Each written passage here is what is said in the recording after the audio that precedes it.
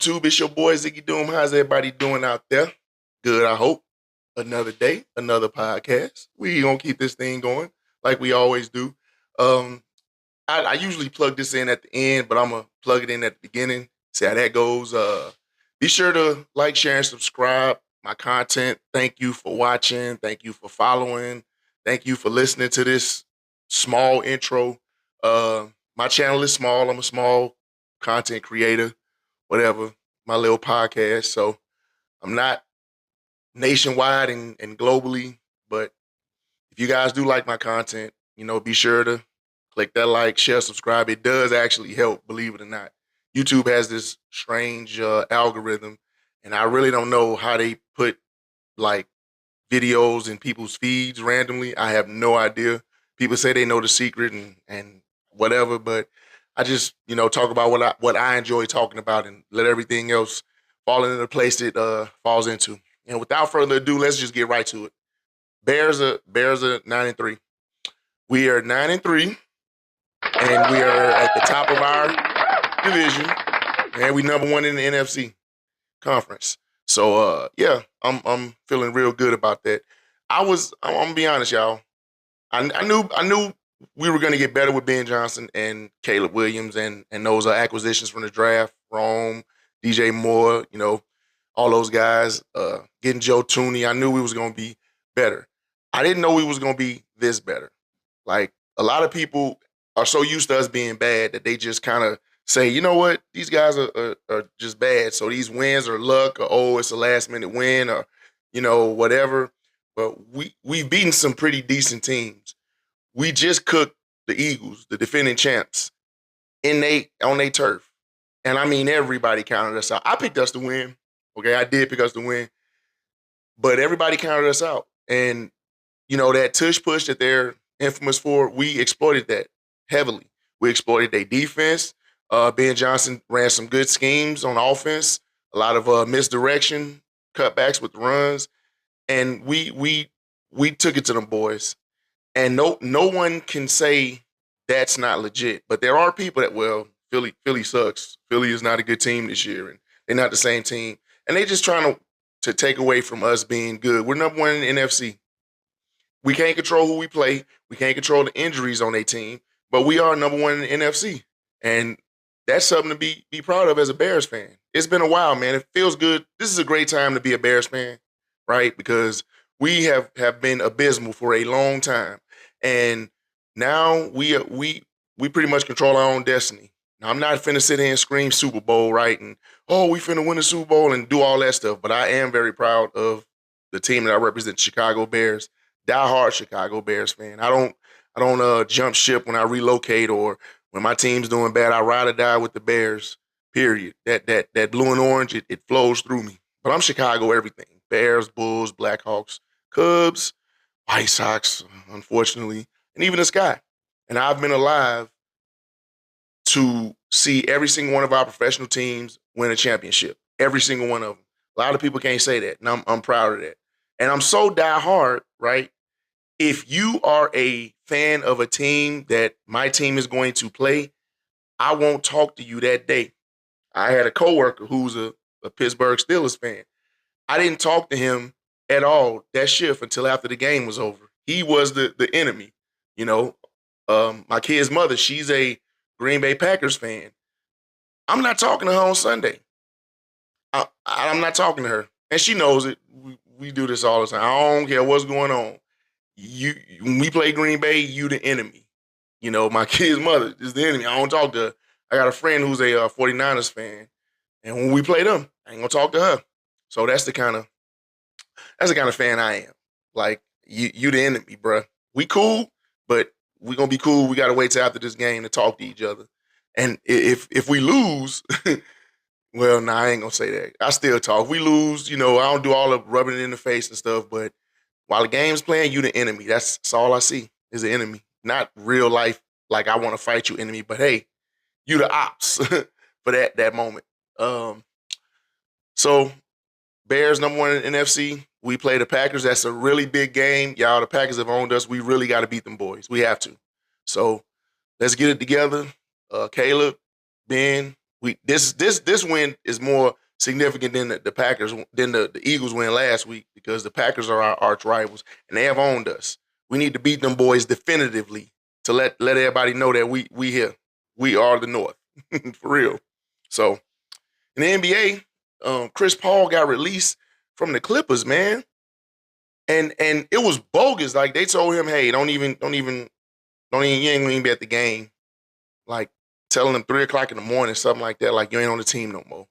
And of course, we don't know all the details. Everybody's speculating.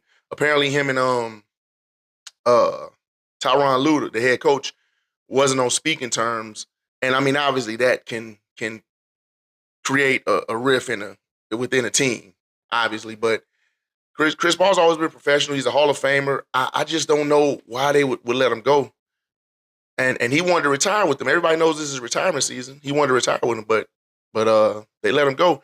And we'll get more details as it goes, but that was just crazy. He didn't deserve that. Like, I mean, at this point, if I was Chris Paul, I would go to a championship contender. I mean, I'd go to OKC, and just ride the coattails, get a chip. No one would fault him. No one would say, oh, you just chasing rings. Like, bro, his impact on the team is so insignificant. So if he wants to play for the OKC Thunder and they win a championship, or he wants to play for a contender and they win a championship, I don't fault him for that at all. He's a 12-year All-Star, 12 years. So that man has the right to go to whatever team he want to go to. And let's not pretend like people don't go to teams to stack them, right? Let's not pretend like people don't try to create super teams. The Clippers are just, as an organization, they are absolutely the worst. They are the reason OKC won the championship, and OKC only got one loss this year. They started that, sending SJ and all them picks. That's them, the Clippers. So the way that organization is run, I would not want to ever play for them if I was a young prospect coming out of college, overseas or whatever. Clippers is badly run. They don't do nothing right. Nothing. They got Kawhi Leonard. He ain't even got to endorse the team. Like, his contract is so crazy. His uncle is like, he ain't got to endorse y'all. Y'all got to let him make money. And it's crazy. And I mean, James Harden at this point, he just padding his stats. James Harden ain't worried about no chip. He got an Adidas deal. This man paid for life. So he just padding his stats and playing ball because he enjoyed doing it. That's what he doing. I think KD kind of on the same path, like padding their stats, man. They love playing ball. That's all they really know. So let them enjoy it. And Tyronn Lue is a good coach, but I think that team chemistry is not good. I mean, I ain't got to think. I know it's not good. They can't get 3 wins in a row. Period. They the second worst. They got the second worst record in the NBA. And you want to get rid of Chris Paul, who's retiring this year, in the middle of the night. Like, why? What could he have possibly done to deserve that? I personally don't think he did anything, but that right there just shows me what kind of organization the Clippers are. And I wouldn't want to play for them if that was, if ever I was in that position, which I won't be. I'm not a freaking basketball player. I'm an overweight father. But so at the end of the year, I think this kind of cool. YouTube does a recap of all of the videos you watched, all the channels you watched, what you spent the most time on while you were on YouTube, and they kind of come up with a definition of you. And I think mine was a wonder seeker because of the channels I watched. It's kind of cool. Spotify does it, Pandora does it. What's the other? Apple, iTunes, they do it. They let you know, here's a recap of most of the music you listen to, and they kind of give you a little rundown. I think it's cool. It's not harmless. It doesn't really, I don't think it defines me as anything like a wonder seeker. I don't think I'm a wonder seeker. But when they showed me which channels I watched the most, I was kind of shocked. Like, wow, I really, because I watched some strange stuff. Some I ain't gonna say strange, but it doesn't really correlate the things I watch. Like, I'll watch a channel where pelicans are eating pigeons, and then I'll watch plane crash videos. And it's like, what is going on, right? So my I guess Wonder Seeker probably would, when you look at all the various type of YouTube channels I watch and stuff. But I think, you get a chance, youtube.com/recap. I think mine comes to me automatically. And it also gives me a recap of my channel who watched this video that the most, that video, um, how many subscribers, yada yada. But the recap thing is cool. Anybody can do that. I think you guys should. When you get a chance, just youtube.com/recap. You might be pretty amazed at what you watch the most versus what you think you watch the most. Because I definitely was. I thought I was in a whole nother realm. But when they showed me the channel I watched, I was like, wow, it's pretty interesting, man. So bucket list. Bucket list. Everyone has a bucket list. Maybe not everyone, but bucket list, things we want to do in life before we leave, before we pass away. I think that's kind of the gist of what a bucket list is. That's, things we want to do. And I had some things on my bucket list I think I got accomplished. And some things I didn't get accomplished, I would like to. And some things I don't think I'm ever going to get accomplished. One of those things is I wanted to take all of my children to Disney World. That was something that I thought would have been cool and memorable, and something that you can cherish or remember the rest of your life. But over time, kids get older, and at some point they grow out of that Mickey Mouse family Disney World stage, I should say. And I think most of my kids have grown out of that stage. So I didn't take them to Disney World as soon as I should have, or well, not as soon as I should have, but when they were younger, let's just say. And now it would be pretty much pointless. My children are so diverse and different, and different flavors and unique and tastes and stuff.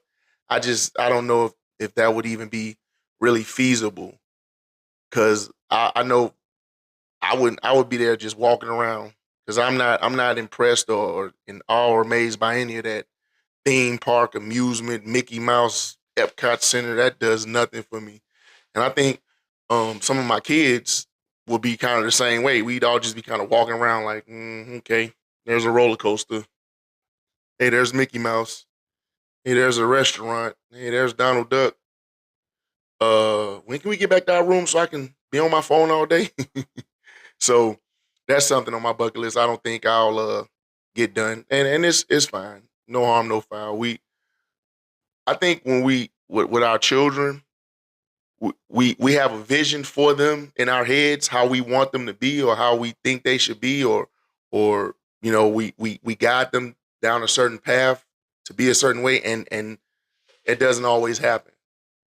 And you got to be okay with that, right? You can't consider yourself a failure, or think your child is wrong because you wanted them to be a certain way, or you grew up a certain way and you wanted them to be that way and they didn't.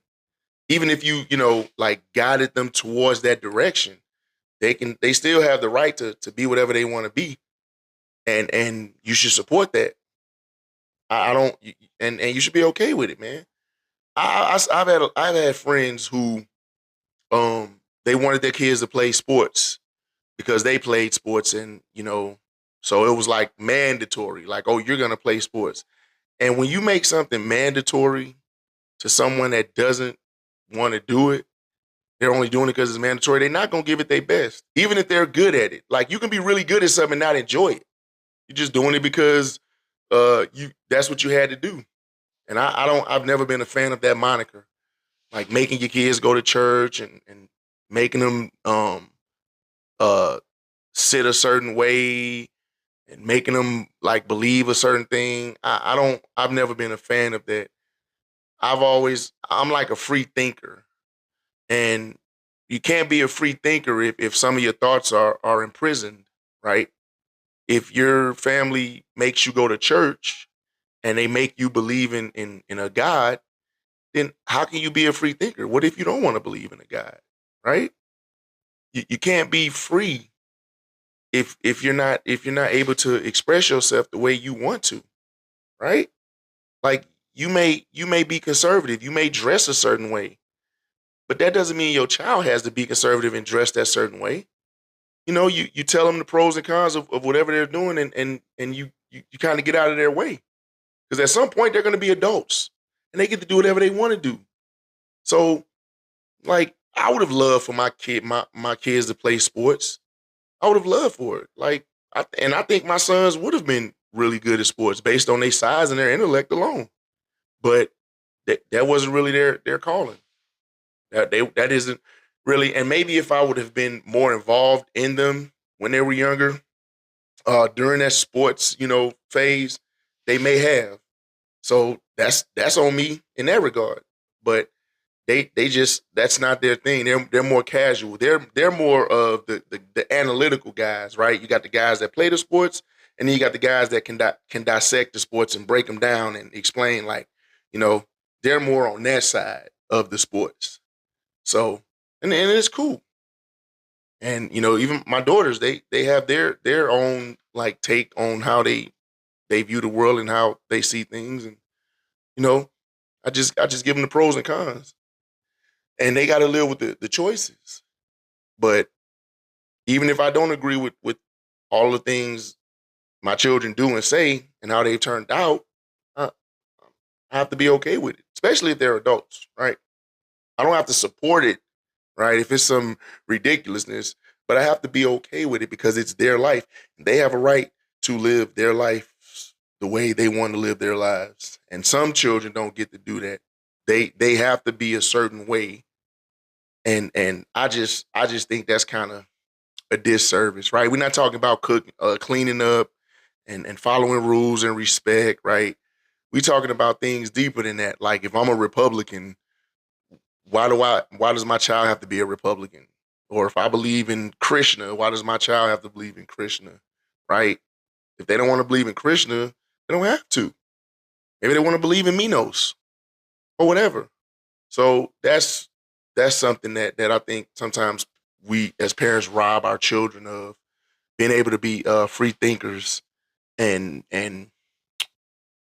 branch out on their own and live their own lives the way they want to live it, even if it's not the way we want, just the way they have a right to live it. Now, I had made a post. I made a comment on a video. It was Ice Spice and Lotto. There's some singer rappers, and they were walking in Kai Sinat. He's a like a Twitch streamer dude. They was walking in his house, and they was just walking, and of course, they were dressed a certain way, and the camera, was showing them in a certain way, and I made a comment. I said, "This generation is cooked," and I got I got some flack for that from from people in this generation, and I guess people from previous generations. And y'all, whenever I make a comment on the internet, whenever anyone makes a comment on the internet, that's their opinion. But see, when you put your comment on the internet, you got to be ready for that smoke, right? If you put a controversial comment or a comment that goes against the grain on the internet for the world to see, you got to be ready for that smoke. And anything I've ever said on the internet, I stand on it. I'm good with smoke. Like I can deal with whoever, whatever, because I'm gonna stand on my opinion as always. Now I could have explained it why I said this generation is cooked, but the internet, y'all, is undefeated. You never gonna defeat the internet. So trying to explain something to the internet, you it's like you may as well be talking to a wall and waiting for a response. So I figure I can get in more in depth in my podcast on what I meant by this generation is cooked versus that video where the assumption was, well, because you got two young ladies dressed provocatively going in a streamer's house. And no, this generation is cooked because the the opportunities to become successful have shifted. I'm not going to say they dwindled down. I'm going to say they've shifted. And it's more difficult to achieve those opportunities. So let's just, back in my day, the 80s, manufacturing was like a big thing. That was the market in the 80s. It was manufacturing, right? So you didn't need no special education to do that. You could go from school to the assembly line and manufacture things, right? And that wasn't being on the assembly line wasn't a knock because in the 80s you could support a family and have a house and two cars working on the assembly line. You could do that back then. So being an assembly worker, that was kind of the thing. You would go to school, they would leave school, go straight to the assembly line, work 20, 30, 40 years, whatever, retire, had their pensions, and live. And that's how the education system was tailored. It was tailored for that. The education system was tailored for you to be a assembly line worker, right? What do you do in class? You raise your hand, you answer the question, you follow the rules, you go from class to class in a line. That was the education system. The education system was not designed to teach you how to be financially independent or financially literate. It's not. What do they teach? What do they teach in school? They teach core English, math, right? Maybe a little history, but they don't teach finances. They don't teach nothing about economic finances, nothing about balancing checkbooks, nothing about stocks, bonds, none of that stuff. And why is that? Why don't they teach that? They could. They could absolutely teach that. They could teach you a trade. There's some vocational schools that teach trades, right? But for the most part, a public school, which the majority of kids go to, does not teach those things. They don't. They have a curriculum that's general education, and it'll get you out there, and you can get a assembly line job, right? Work at a warehouse, some fast food place, whatever. But you can't live off of that. You can't live off of that. So now everything is digital, right? It's the info, the .com, the info, information, all that stuff, technology, networking, computers. These things require skill, childcare, healthcare. That's what it is now. These things require skill. You have to have a degree for most of these things, right? A degree, and obviously you get a degree, you got to go to school, you got to pay for it. But then when you pay for the degree, you never get out of the student loan. The debt is like insurmountable. So now you're in debt forever, because you got to pay off the degree that you had to get to be in a job in a field that's how it is now. It wasn't like that in the 80s. We didn't have that. Like there's more global competition, right? Now there wasn't nobody from China hiring 100 assembly line workers to ship them over there and work. They wasn't outsourcing like that in the 80s. They wasn't. That's what they do now. So now there's global competition. So imagine a company's trying to keep its employees, but then they got a company overseas that'll pay them more. Where do you think them employees are going to go? They're going to go overseas. So the company got to do one or two things. They got to increase the price to make up for the people they losing. They got to increase the price to come out with some profit, or they got to downsize. So that means less jobs that pay less because they need to make a profit. And nowadays, you having a high school diploma now is a piece of paper. It's a piece of paper. You need a trade nowadays. You need a trade, or you need to get a certification, or have a degree. That's to get somewhere comfortable. Those are the things you need. We didn't have that then, and now the cost of living on top of that, you can't. How many 18-year-olds graduating high school, and getting their own career and their own house, their own car, their own family, dog, whatever. How many 18-year-olds can do that?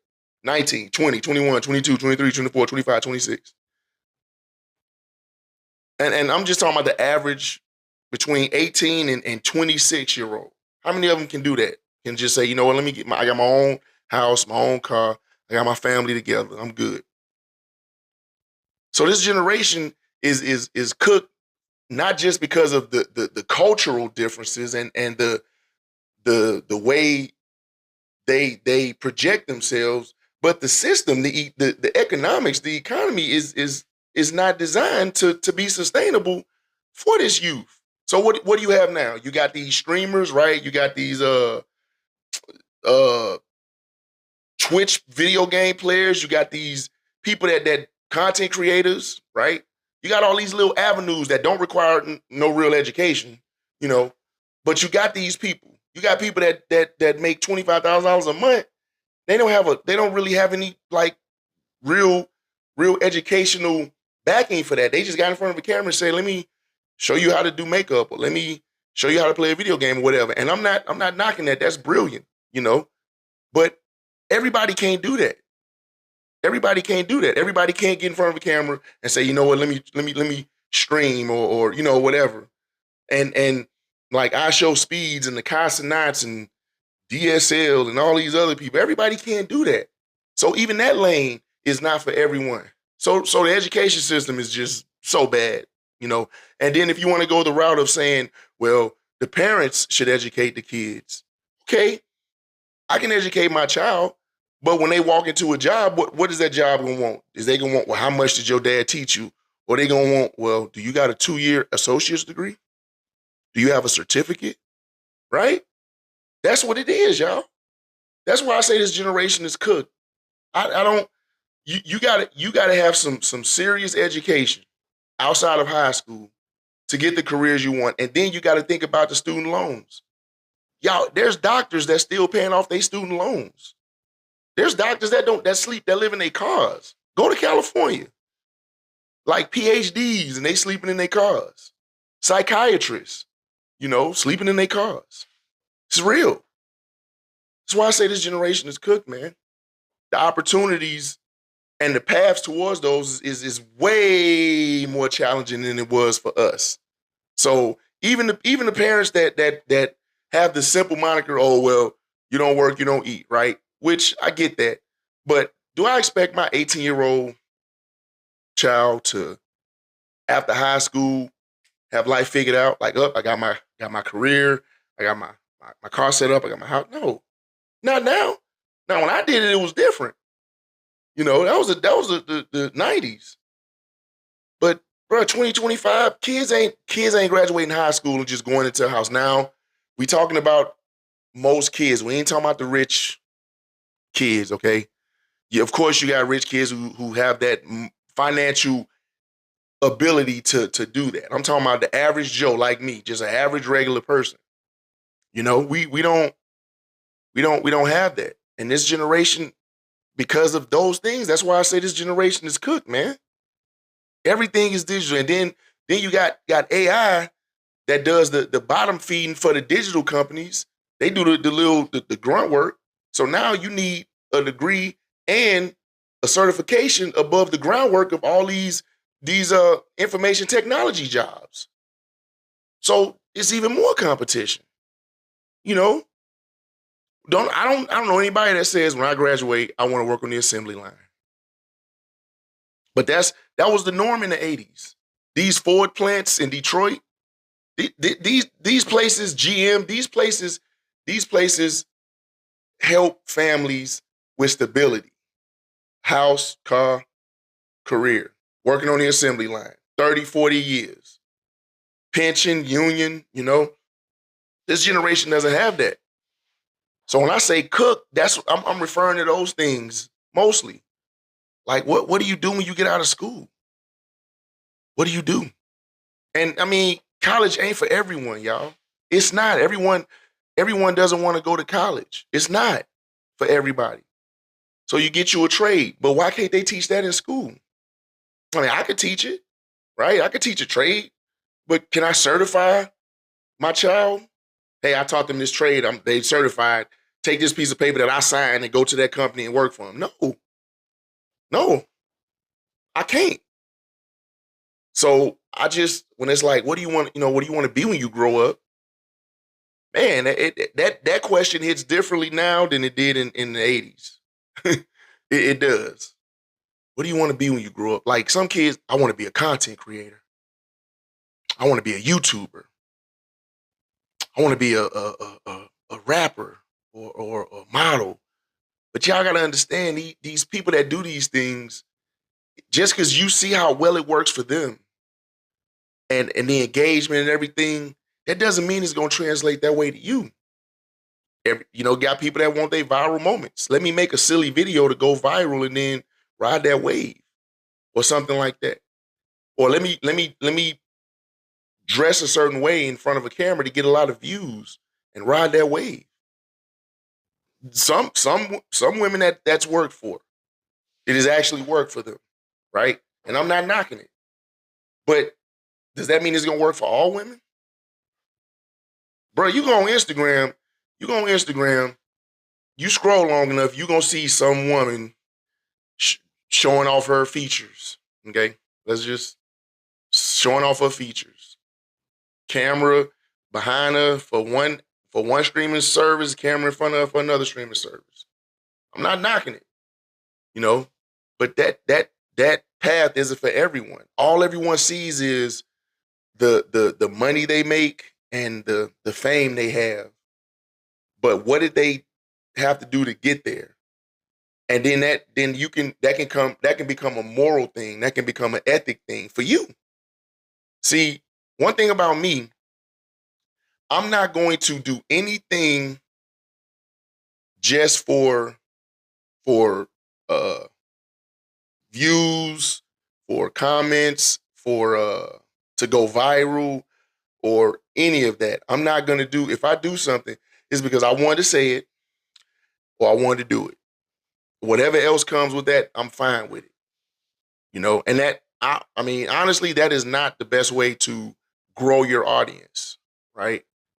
Because you have to have a certain type of engagement.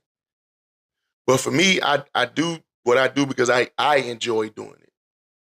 It's a I mean, we could say a coping mechanism for me. You know, these podcasts where I'm able to just talk front to the camera, and you know, whether one person hears it or two people, it is fine.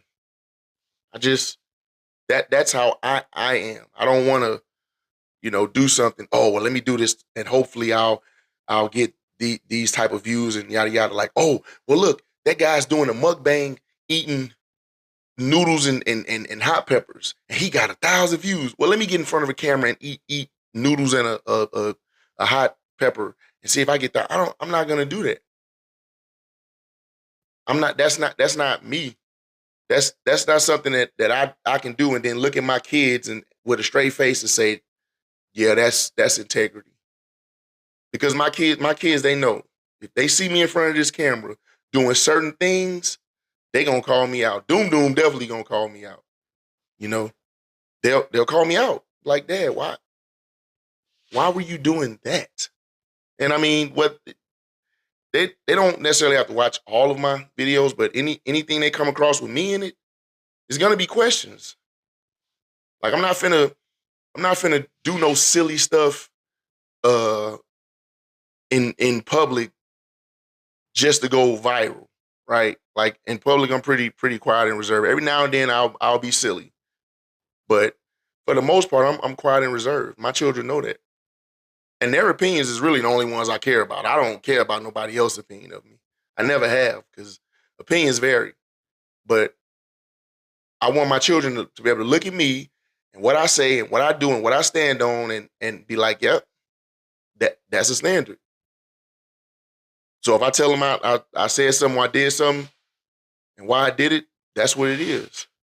Now, some people may call it selling your soul or selling out and all that stuff. That's not my lane, y'all. That's not my lane. Somebody walk up to me, hey man, we'll give you this record deal, but you gotta talk about guns and drugs and women. No, not doing that. I have children. How am I explaining that to my children? Forget the money. How am I explaining that to my children? Like I said, I value their opinion, their respect for me over anybody else. Right. So if someone knows they're only doing something just for attention and fame and money, that's their thing. That's never gonna be me. I, that's not how I move. That's not what I stand on. And speaking of that, I'll segue into trends. My son, he had told me, because he watches all my podcasts, said, Dad, you talk about the same things in your podcast. The same things, Dad. And I thought about it, I was like, yeah, they do. He's not wrong. My topics tend to go along the same paths, right? Relationships, financial literacy, uh, uh, parent child dynamics, those areas. And I think that's because those are what I see the most that are troubling. The relationships that don't work and the family child dynamics. Those are the most troubling that I see. That it's like, why is it like that? And I get my spills on, but for the most part, when it comes to podcasts, topics or whatever, to gain engagement, you want to go with what's trending. Like trending topics is kind of what will get you engagement. But the thing about me, I don't follow trends. Like I don't follow trends. So when I see a lot of people doing something that doesn't move me. If it's a little silly, harmless thing, okay, I can get on board with that. But every day there's a trend. There's all kinds of trends. Like if you go to TikTok, right? There's dancing trends. There's all kind of dancing trends on TikTok. I don't dance. I don't. I'm not a dancer. So to get in front of a camera and then record and try to like do all these dancing videos, that's not my lane. That's not my. So at some point, like, am I a dancer? No. Am I good at dancing? Not really. So why am I finna just like do a bunch of dances? And then you have trends where like the stair the crate challenge and where people climbed up a crate and hurt themselves, and I'm not finna do that. Like why am I finna do that? I mean, I can hurt myself, and that may go viral, right? Because people don't like to hear normal stuff, right? They don't want to see somebody climb to the top and make it. They want to see somebody fall in the most hilarious way, and that can go viral. I'm not trying to do that. What video can I make to go viral? That's just not my thing. I started doing the AI videos. I got some AI shorts, whatever, and I play with that from time to time. And some of my kids don't. They're not okay with AI. They think AI robs content creators of creativity and originality, and it takes away from them that market or whatever. And I mean, they make fair points. Yeah, I get it. Me personally, I don't think AI is ever going to top a original human creator. If you have creativity, I don't think AI is ever going to be able to top that. As advanced as AI is and how realistic I look at some of them videos, I don't think AI is going to ever top original content creators stuff. So I don't think AI is a threat. I think it's a tool, a useful tool that you can use to get things done easier. But I'm gonna always favor a creator or a writer or a producer over some AI engine. Period. Because I understand how AI can take away jobs. AI has taken away jobs. AI has taken away jobs. It has.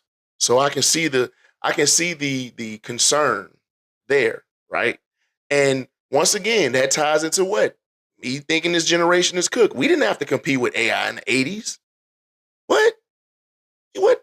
People, man, you had to be upper middle class to afford a computer. Now, people have computers in their hand, like a whole computer in their hand everywhere they go. If you go in public, you go on a public bus, public park, a public event, a public bathroom, you're gonna see somebody with a phone in their hand. So it's different. Technology has made things so much better, but I think it handicapped other things, right? Like the internet. Oh man, the internet is so useful, but it's also a place where it can get dark. You can see some very bad things on the internet, and children are very impressionable. So you leave your child alone, you cooking up, you cleaning, whatever. They get on the internet and they type in Sonic the Hedgehog. And from Sonic the Hedgehog, the blue hedgehog we all know, they can go into a whole dark place. Like you can type Bugs Bunny and you scroll far enough and click long enough, you'll be in a dark place. Yeah, the internet can be a dark place, and you have children who cannot go 24 hours without the internet or some social media app. And it's kind of troubling because what do you mean you have to be on the internet or you have to scroll social media every day? What does that mean?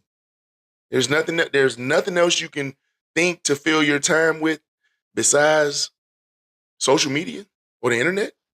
And to be fair, our era did not have internet. So when people say, "Oh, you kids are can't do nothing without the internet or whatever," well, that's all they had. We didn't have the internet, so we had to learn things and do things differently.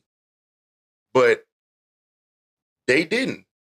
They don't know anything about that, so you can't fault them for that. Like I can't fault my kids if they don't know how to use a rotary phone. When the rotary phones around when they was born, all they know is the internet, and I think it does dumb down our society somewhat.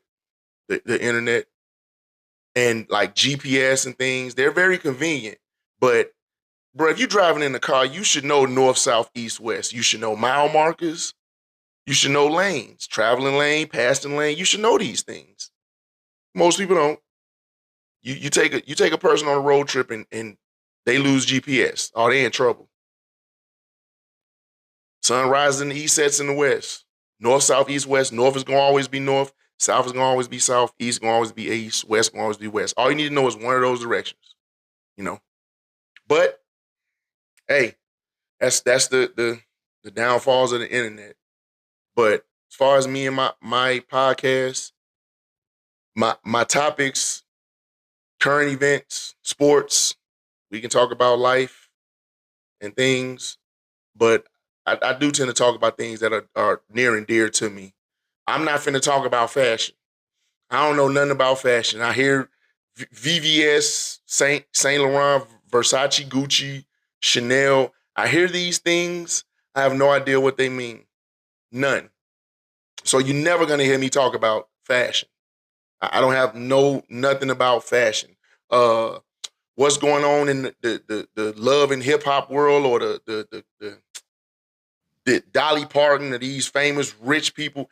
I'm not. I don't really care enough about what is going on in a multimillionaire's life. If it's a topic of discussion, like the Chris Paul incident, okay, I'll say a blurb on it. But I don't be knowing what these rich people be doing. That does nothing for me.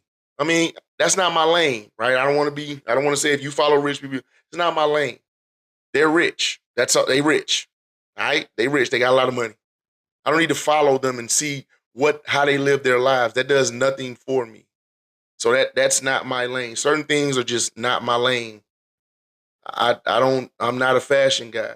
You're never gonna hear me talk about fashion because I don't I shop at Walmart. Here's another Walmart shirt, and I got my black sweatpants. That's my fashion. I will talk sports. I played sports most of my life. I will definitely talk about sports. I don't talk about like gossip. He say, she say. I don't do that. That's also not my lane. I don't care about what people think about other people, say about other people, or I don't care. The reality TV shows that's just those aren't my lane. So my podcast, I'm gonna give y'all the stuff that's near and dear to me and what I can speak on and stand on and give you some factual actuals on. So hopefully they all aren't the same. But my son definitely called me out like, Dad, your podcasts all sound the same. So, but anyway, y'all, that's the end of this podcast. As always, thank y'all for watching. And until the next YouTube video, be easy.